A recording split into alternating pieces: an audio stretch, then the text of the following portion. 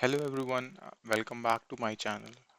So as we know in EDS, in your Google documents or Word document first get converted into Markdown based document, or you can say Markdown formatted document, and then using pipeline services, though gets translated into HTML pages. Similarly, any spreadsheet or Excel sheet get translated into JSON file that can be consumed by your web application or any other blocks. Okay, so let me show you first how this markdown document look like. So if you see, this is my home page, or you can see the index page. If I just show mention this index.md. This is the markdown document for the index page. This basically uh, when you preview and publish your pages using Sidekick, it basically this document get placed into the content bus, okay, and then pipeline services read this and then convert this to HTML pages. So basically, Markdown, you can read about it. It's a lightweight markup language which can easily be converted to HTML pages. And similarly, Google Docs and Word doc can be converted to the Markdown. So that's why I think this technology is being used in EDS. But anyway, this is not the topic for this tutorial. In this today's tutorial, we'll be discussing about, as I mentioned, about the sheet, like how those sheet gets converted into JSON and how that JSON data can be accessed. So let me, like I've created two sheets. So I'll open this sheet where I'll discuss about the scenario where you just have one sheet, okay? You don't have additional sheets. So in this case, what happens, right, when you preview preview it and publish it. So let me first preview it so you can see and publish it. So this data you can see available as JSON. It is rendered as in a tabular format because of the Sidekick. Let me close it, then you can see it will be rendered as JSON. And if I click on pretty print, you can see there this is all the data of all the employees which is present in my Google Sheet. Okay, and here we have like offset and limit. So this can be used for pagination related use cases. For example, uh, let me use this offset 0 and limit 5. So it is showing the first five, you can say, records. Okay, and if I say offset 5, limit 5, offset means from where should it start. Okay, it, it's meaning start from the sixth after the 5, right? Start after the 5, and then limit means how many records, means print, then next pick the next 5.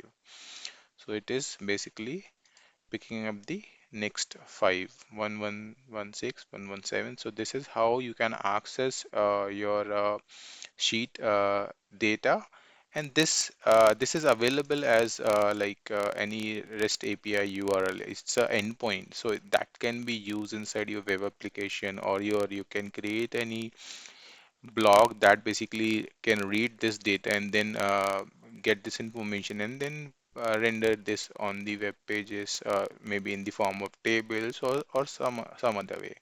So use cases can be different.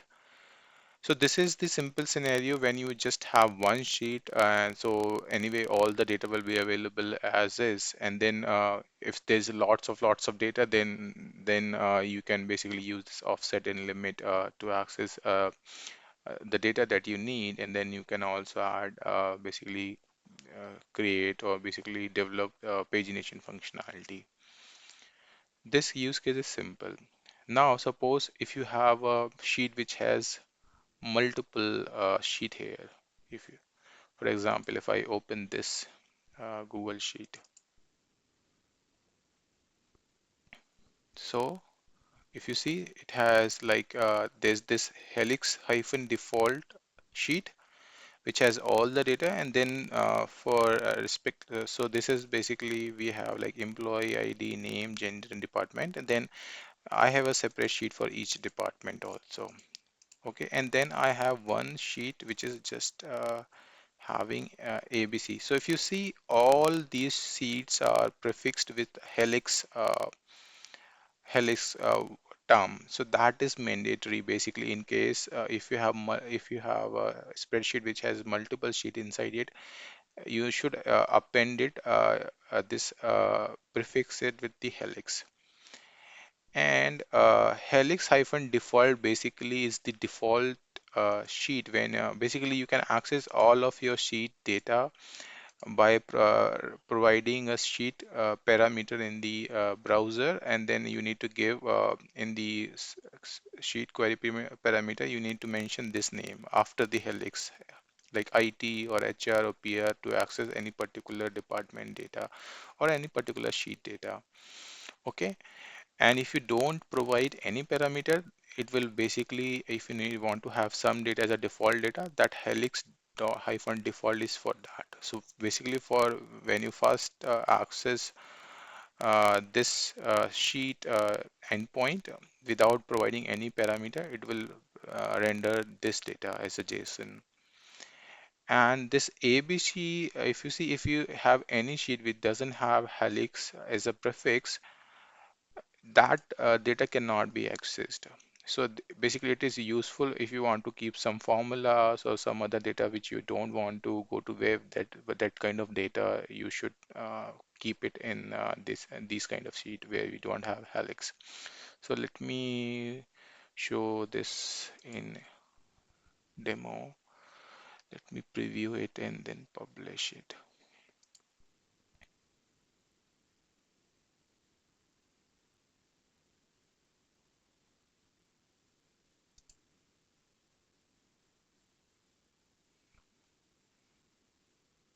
Okay.